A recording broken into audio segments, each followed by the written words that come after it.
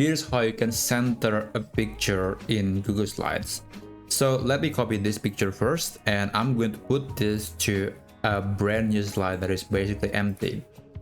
And let's paste the picture.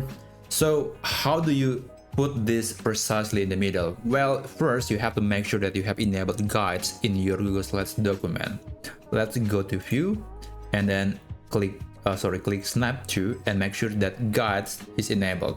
So that's one thing that will ensure that you can position any content, including an image, to be precisely in the middle of the slide. So if you click and drag the image like that, you will see that tiny thin red line like that. It means that you are following the guide that is provided from the document, that is provided from Google Slides. So in this example, this image has been positioned into the middle. But if you want to be extra sure, or you need some guides, you can go to View again, click Guides, and you want to enable vertical guide and horizontal guide. So let's do that and click horizontal guide as well.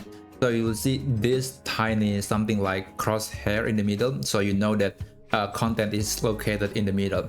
You can tell that it's very useful to make sure that the element is in the middle of the slide. So that's how you can insert a picture to be in the middle of your Google Slides presentation.